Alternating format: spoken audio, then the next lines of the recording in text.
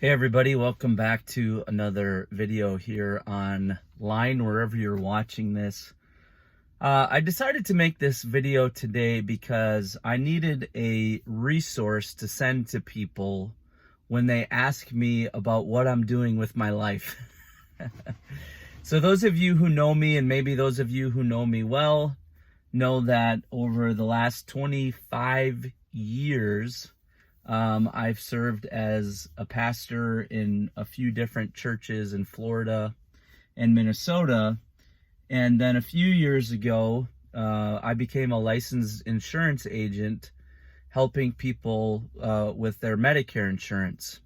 And so because I tried to use social media, even though a lot of us maybe don't like social media, I try to stay at least a little bit engaged.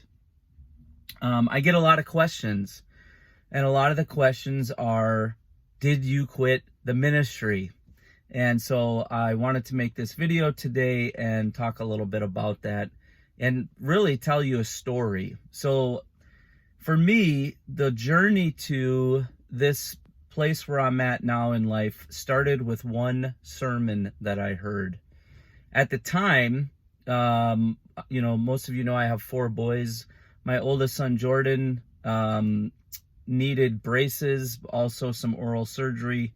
And even though all of the churches that I've worked with have been very generous to us as a family, I did not have several $1,000s laying around to cover his braces and his oral surgery that he was going to need.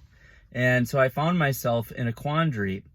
And around that time, I stumbled across a sermon about multiple streams of income. I'd never heard any sermon like this before, but basically the person delivering the sermon was talking about how Adam and Eve, when God placed them in the Garden of Eden, they had multiple things to eat from, including multiple rivers that fed into that garden. And he said something very profound, which I'll never forget, and that was, don't let, I'm trying to remember exactly how he said it, don't let your income determine your purpose. In other words, figure out how to do your purpose separate from your income. And my mind was, blown. I'd never heard anyone present anything like that before. And he began to talk about how most people, as they get older in life, they have multiple streams of income. Maybe you have a retirement fund. Maybe you have a pension. Maybe you have an annuity, that type of thing. And a lot of times we think, well, later on in life, when I have all those things, then I can, have multiple streams of income. And he said, no, what you need to do is have multiple streams of income right now. And there are ways to do that. And for me, the door really began to be open.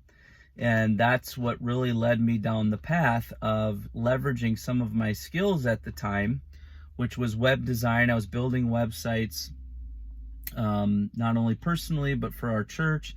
And then I started doing that as a way of building a business to help generate leads, basically, for insurance agents. And so that began the journey for me several years ago. But the point of this video, and hopefully this video isn't longer than 5 minutes, is to just encourage those of you who are out there, especially right now. I'm sitting in a gas station. Everybody's talking about gas prices, complaining about gas prices, and they are horrible. But don't just wallow in pity about where you are in life. Look at opportunities to grow, educate yourself, and I would encourage you to look for ways to